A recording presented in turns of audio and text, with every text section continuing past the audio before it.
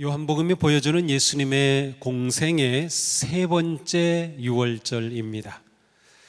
우리는 요한복음 2장에서 예수님께서 첫 번 유월절에 예루살렘에 올라가시고 성전에 들어가셔서 채찍을 휘두르시며 장사하는 자들 그리고 환전하는 사람들을 내쫓으셨습니다. 그 후 2년이 된 셈이죠. 유대인의 명절에는 항상 그렇듯이 많은 사람들이 예루살렘으로 몰려들었습니다. 그런데 그들 중에 헬라인들이 있었습니다. 헬라인은 그리스 사람, 그리스인을 말합니다. 여기서 헬라인이란 실제로 그리스 사람일 수도 있고 유대인으로서 이방 지역에 살던 사람들, 특별히 그 당시에 그리스 말이 통용어였기 때문에 그리스 말을 하는 그러한 사람일 수도 있습니다. 오늘 본문 바로 앞에 19절을 보면 온 세상이 그를 따르는도다 라는 말씀이 나와요. 온 세상이 그를 따르는도다. 근데 복음서를 보면 이때까지는 거의 대부분 예수님이 특별히 이방 지역으로 가시기 전까지는 유대인들이 따랐습니다. 그런데 모든 사람들, 정말 그리스인들까지 지금 예수님께 나오는 것을 보여주고 있는 것이죠. 이들은 예수님을 만나고 싶어 했습니다. 그런데 예수님께로 직접 온 것이 아니라 먼저 빌립을 찾아왔습니다. 좀 특이합니다. 왜 빌립을 찾아왔을까요? 굳이 제자들을 통해서 예수님을 만나고 싶다면 베드로나 야고보, 요한이 더 좋을 것 같은데 말이죠. 근데 사실 빌립이라고 하는 이름, 그리고 예수님의 제자들 중에 안드레라고 하는 이 이름은 그리스식 이름입니다. 그러니까 우리 교회에도 요한이라는 이름을 가진 분들이 있죠. 요한, 원래 한국식 이름이라기보다는 성경의 이름을 우리가 쓰는 거죠. 바로 그와 같아요. 그러니까 빌립, 안드레 하면 그리스식 이름이에요.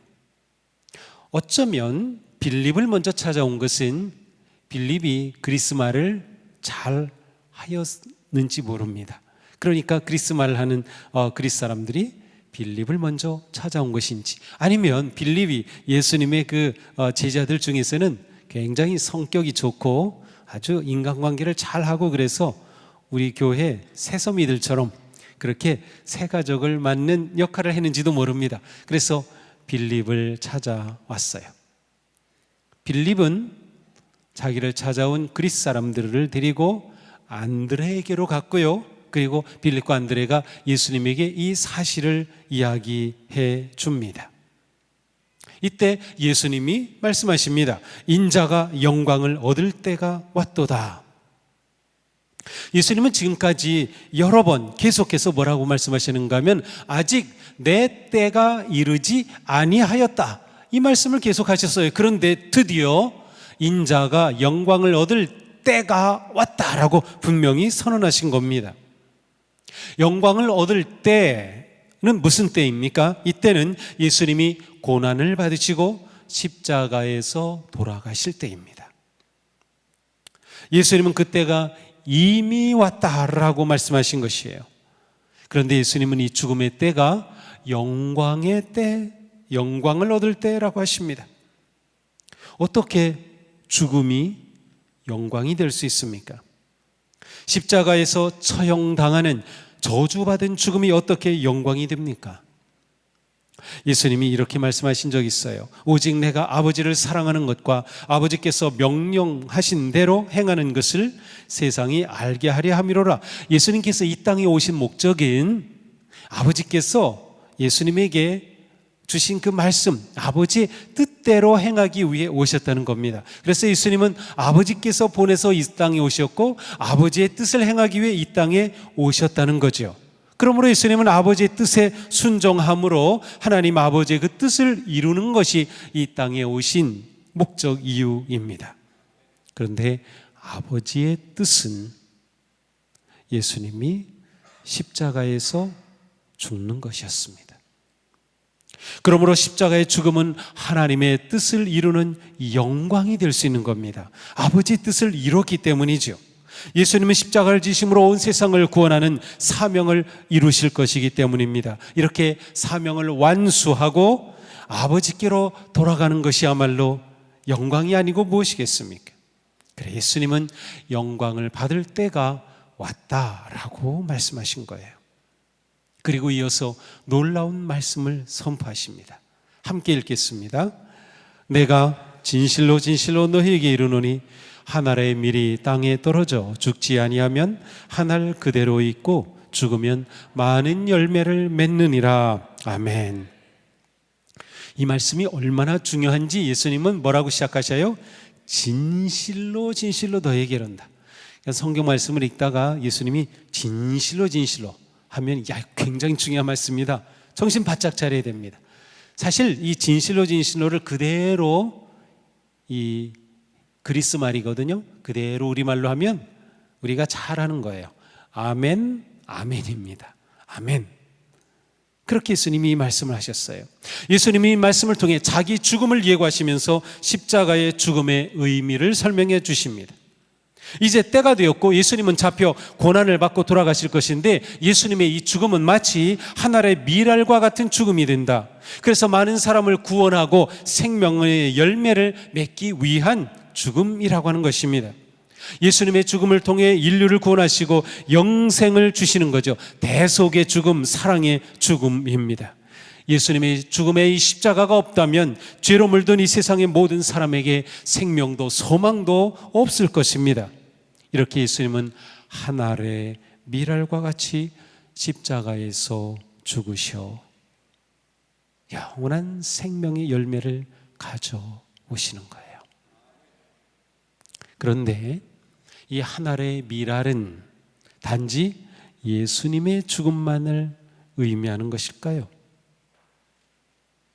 예수님은 이어서 이렇게 말씀하십니다. 자기 생명을 사랑하는 자는 잃어버릴 것이요 이 세상에서 자기의 생명을 미워하는 자는 영생하도록 보존하리라.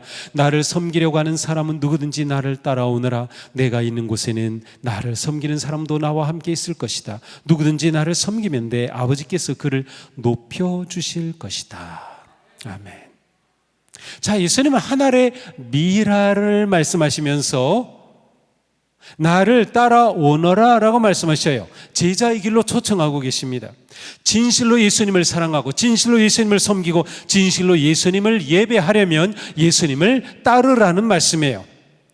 예수님은 예수님을 따르는 것은 곧 자기 생명을 미워하는 것이라고 말씀하셔요. 자기 생명을 사랑하면 잃을 것이고 자기 생명을 미워하면 영생하도록 생명을 지닐 것이라고 하십니다. 흔히 말하듯이 사즉생, 생즉사 이런 말 많이 써요. 좀 더 정확히 말하면 필사즉생, 반드시 죽으려고 하는 자는 살아날 것이고 행생즉사, 요행이 살고자 하는 자는 죽을 것이다. 이게 우리가 잘 아는 전투에 관한 손자병법 아는데 손자병법이 아니고 오자병법이라는 책에 있다고 합니다. 그런데 이 말을 누가 했는가 하면 그 유명한 이순신 장군이 이 말을 했어요.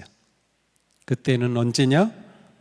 1597년 9월 15일 16일은 무슨 날이면 명량대전이 있는데, 명량 영화도 보셨죠?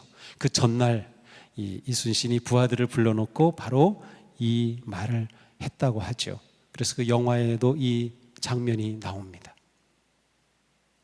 죽으면 살고 살면 죽는다. 자, 하나님은 우리에게 생명을 주셨습니다. 그러므로 우리는 우리의 생명을 소중히 여기고 아끼고 사랑해야 합니다. 그런데 예수님은 자기 생명을 사랑하면 잃을 것이라고 하셨어요. 역설적으로 말씀하신 겁니다. 여기서 자기 생명을 사랑한다는 것은 자기를 이 세상의 중심에 두고 자기 만족, 자기 이익을 위해서만 사는 것을 말합니다. 나밖에 없는 거예요. 바로 그것을 의미하는 뜻입니다. 반대로 자기 생명을 미워하면 영생을 지닐 것이라고 하셨습니다. 자기 생명을 미워한다라는 것은 자기 생명을 가볍게 여긴다거나 함부로 대한다거나 자기를 비하하라는 말이 아니라 거짓된 자아를 내려놓고 이기심과 그릇된 욕망에 사로잡힌 자기를 버리라는 뜻이에요. 누구든지 이렇게 되면 다른 사람에게 긍휼과 동정심, 사랑의 마음을 가지게 될 겁니다. 우리가 이렇게 서로 열린 사랑의 마음을 가지게 되면 거기에서 생명의 회복이 일어나는 거예요. 관계가 회복이 돼요. 함께 살아나는 거죠. 참 생명을 보존하는 겁니다. 이것이 진정한 사랑의 삶, 제자의 삶이라고 말씀하셔요. 예수님을 온전히 따르는 삶은 곧 자아가 죽는 삶입니다. 자아가 죽는 삶. 자아가 죽는다는 것은 쉽게 말하면 자기 권리를 포기하는 것이에요. 어떻게 보면 자기 특권을 포기하는 것이에요. 당연하고 마땅하게 여길 수 있는 것을 내려놓으라는 것입니다. 자기 이익을 내려놓는 것입니다. 자기 주장을 내려놓는 것입니다. 이렇게 될 때 생명이 살아납니다. 소망이 생기고 기쁨이 솟아납니다. 대통령이 특권을 내려놓고 국회의원이 특권을 내려놓으면 나라가 삽니다. 이건 분명한 거예요. 목사가 특권을 내려놓고 장로가 특권을 내려놓으면 교회가 삽니다. 권사가 특권을 내려놓고 집사가 특권을 내려놓으면 교회가 생기가 넘치는 거예요. 내가 특권을 내려놓아야 친구가 살고 자녀가 살고 배우자가 살고 가정이 삽니다. 내가 내려놓지 않아도 누가 뭘 하지는 않아요. 그것은 내 특권이고 내 권리이기 때문에 당연한 권리죠. 그러나 자신에게 주어진 특권, 그것을 내려놓는 사람이 성숙한 그리스도인이에요. 주어지는 특권에 익숙해지지 않으며 권리를 포기하는 것이 예수님을 따르는 삶입니다. 예수님은 하나님의 아들의 권리와 특권을 다 내려놓고 십자가를 지기까지 아버지의 뜻에 순종하셔서 우리를 살리신 겁니다. 하나의 미랄로 죽는 것은 예수님의 사명일 뿐만 아니라 예수님을 따르는 우리의 진실한 삶의 방식이어야 합니다. 이렇게 순종함으로 우리는 예수님을 닮아가는 겁니다. 그런데 이 길이 쉽지 않아요. 자기를 내려놓는다는 게 얼마나 어려운지 몰라요. 내 권리를 포기한다는 거 정말 힘든 일입니다. 예수님은 십자가의 고통 앞에서 이렇게 말씀하셨어요. 지금 내 마음이 괴로우니 무슨 말을 하여야 할까? 아버지, 이 시간을 벗어나게 하여 주십시오 라고 말할까? 아니다. 나는 바로 이 일 때문에 이때에 왔다. 제가 세 번역으로 읽었는데요, 개역 개정에는 이게 나타나질 않아요. 요 구절이 우리가 있는 개역 개정에서는 예수님이 기도문처럼 나와 있어요. 기도문이 아니라 예수님이 자신에게 스스로 하신 말씀이에요. 물론 기도의 마음이겠지만 여기에는 마태, 마가, 누가복음에 있는 겟세마네 기도의 그 내용이 그대로 있습니다. 이 고백에는 예수님의 갈등과 번민이 담겨 있어요. 이 때가 왔다. 그런데 이 때는 십자가에 죽을 때예요. 이 십자가를 앞에 놓고 예수님이 번민하시는 겁니다. 갈등하시는 겁니다. 지금 내 마음이 괴로우니 무슨 말을 하여야 할까? 아버지, 이 시간을 벗어나게 해 주십시오라고 주님께 그렇게 아버지께 기도할까? 주님이 번민하시는 거죠. 여기에서 예수님의 인성이 그대로 드러납니다. 자, 예수님은 인간의 몸을 입고 오신 하나님이신데 인간처럼 오신 것이 아니라 인간으로 오셨어요. 그래서 예수님은 우리가 인간으로서 겪는 모든 것을 다 똑같이 겪으시는 거예요. 그 갈등과 번민을 예수님도 겪으시는 겁니다. 예수님은 슈퍼맨이 아닙니다. 십자가는 우리와 똑같은 인간이신 예수께서 두려움과 갈등이 깊은 번민을 거쳐 아버지의 뜻에 순종한 그러한 결단과 사랑이었습니다. 겟세마네 동산에서 기도하신 예수님은 이 갈등과 내적 싸움을 이기고 마침내 십자가를 지기로 결단하신 겁니다. 십자가의 길을 향한 고통이 있음을 분명히 보여주셔요. 그러나 하나님의 뜻에 순종하는 예수님의 확고한 결단과 의지가 나타납니다. 예수님은 결단하신 거죠. 아니다, 내가 이를 위하여 이때에 왔다. 우리 성경엔 그러나라고 되어 있는데 이 알라라고 하는 이 그리스 말은 그러나, 그런데, 아니다 이렇게 번역이 다 가능해요. 저는 아니다라고 번역하는 게 더 좋아 보입니다. 왜냐하면 예수님이 내가 이 십자가를 앞에 놓고 고민스럽고 번민하는데 아버지께 이것을 옮겨달라고 기도할까? 아니야! 이렇게 결단하는 겁니다. 아니야, 내가 이를 위해 왔다. 이것이 내가 이 세상에 온 이유인데 십자가가 아버지께서 나를 보내신 목적이니 내가 이 일을 걷고 행하는 거야. 십자가를 지는 거야. 예수님은 그렇게 자기 생명을 미워하셨습니다. 예수님은 십자가의 길을 결단하고 걸으셨습니다. 예수님은 이 땅에 오신 목적이 곧 아버지의 뜻을 따라 걷는 것이었어요. 결코 놓친 적이 없어요. 예수님은 결연하게 아버지의 뜻에 순종하시며 죽음의 잔을 마시기로 결단하셨습니다.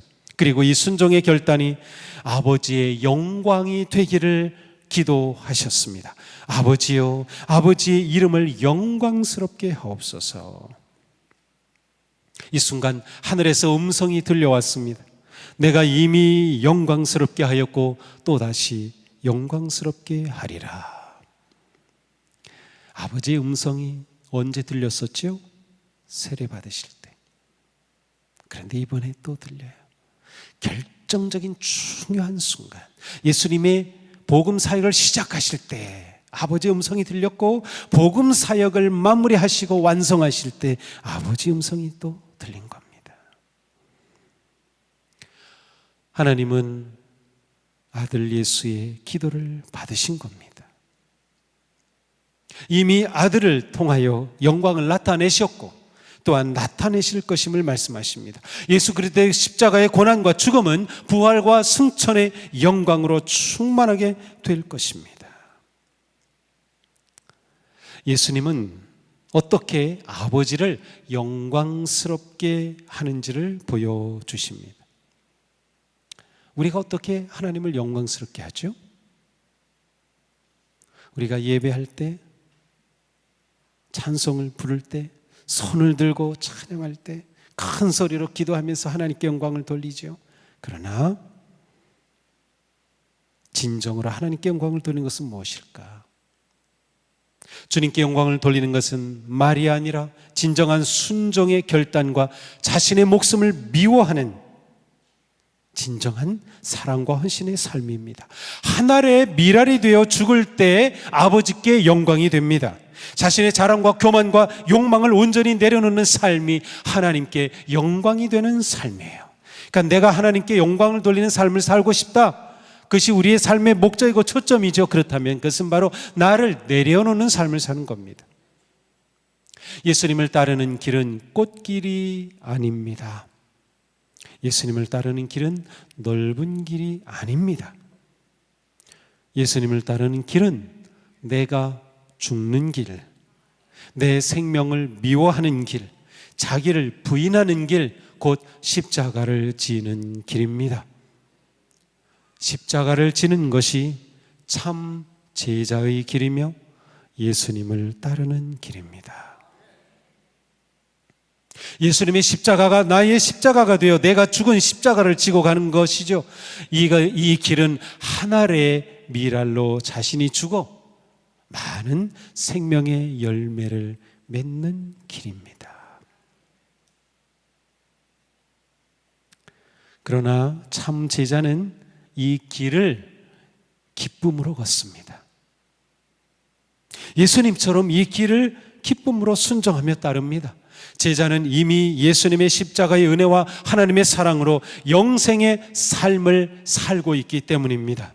부활의 능력과 소망이 있기 때문이죠. 하나님의 은혜를 누리는 성도는 감사와 기쁨으로 자발적이며 헌신적으로 예수님을 따르는 믿음의 길을 걷습니다. 그 길의 끝에 영광과 승리가 있음을 확신하기 때문이죠. 지금 우리는 어떻습니까? 우리는 자신이 죽는 길을 피하려고만 하지 않습니까? 자신이 죽은 십자가를 지기는커녕 어떻게든 십자가를 벗어버리려고 하지 않습니까? 하나님의 뜻과 예수님의 말씀에 순종하기는커녕 내 뜻과 내 이익과 내 주장을 내려놓지 못하지 않습니까? 자기를 부인하기는커녕 지독한 이기심과 자기 우상에 빠져 있는 것은 아닙니까? 우리는 주님을 사랑하고 세상을 섬기기보다 섬김을 받으려고만 하진 않습니까? 주님을 예배하기보다 세상을 예배하고 재물을 예배하고 힘을 예배하는 데 익숙한 것은 아닙니까? 희생 없는 대가만을 바라는 것은 아닙니까? 십자가는 목걸이 용이 아닙니다. 십자가는 장식이 목적이 아닙니다. 부적이 아닙니다. 십자가는 한 알의 밀알이 되는 것입니다. 십자가 없는 성도, 희생 없는 죽음을 외면한 성도는 결국 세상에서 빛을 잃고 맛을 잃은 채 무기력한 어둠의 삶을 살 것입니다. 히브리서 기자는 말씀합니다. 믿음의 창시자요 완성자이신 예수를 바라봅시다. 그는 자기 앞에 놓여있는 기쁨을 내다보고서, 예수님은 예수님 앞에 놓여있는 기쁨, 그 영광을 내다보고서 부끄러움을 마음에 두지 않으시고 십자가를 참으셨습니다. 그리하여 그는 하나님의 보좌 오른쪽에 영광스럽게 앉으셨습니다. 예수님이 하늘의 밀알이 되어 십자가의 부끄러움을 참으시고 우리에게 영생을 주시려고 죽음의 길을 걸으신 것은 영광과 승리의 기쁨, 그 부활을 내다보셨기 때문입니다. 예수님이 온전히 순종하시고 십자가의 길을 선택하셨을 때 그 길은 영광의 길이 되었습니다. 예수님은 십자가에 담긴 비밀을 이렇게 말씀하십니다. 내가 땅에서 들려 올라갈 때에 모든 사람을 내게로 끌어올 것이다. 들려 올라간다. 그것은 예수님이 십자가에 달리시는 것과 부활 승천하시는 것을 의미합니다. 예수님은 십자가에 달리심이 하늘 높이 하나님의 영광의 보좌로 오르시는 승리가 될 것을 선포하신 겁니다. 예수님을 따르는 제자의 삶은 역설의 삶입니다. 죽으면 사는 삶, 포기하면 얻는 삶, 저주의 십자가가 영광으로 변화되는 삶, 죽음으로 생명의 열매를 얻는 삶, 자기를 부인할 때 그리스도께서 살아나시는 삶. 모든 생명은 죽음을 기반으로 살아갑니다. 우리는 음식을 먹을 때마다 누군가의 무엇인가의 죽음을 먹는 겁니다.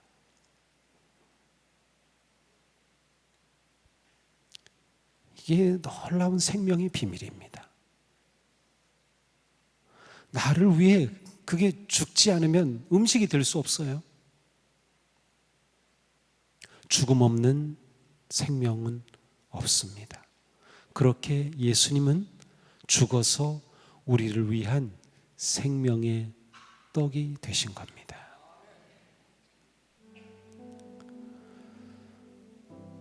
우리는 예수님의 십자가의 죽음을 통하여 영생의 열매를 얻었습니다. 우리는 예수님이 내어주신 그 생명의 떡을 먹음으로 진정한 생명을 얻었습니다.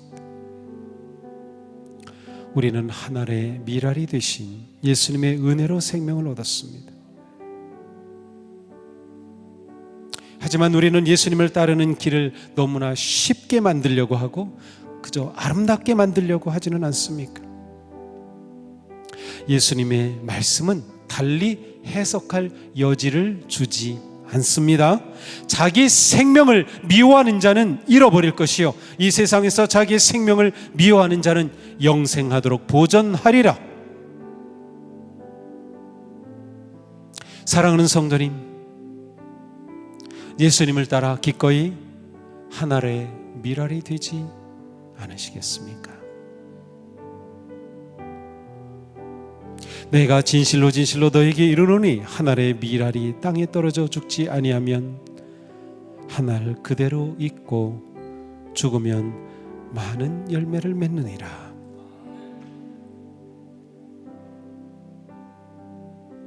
죽지 않고 그대로 있겠습니까?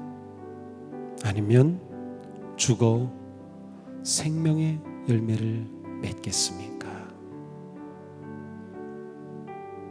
기도합시다.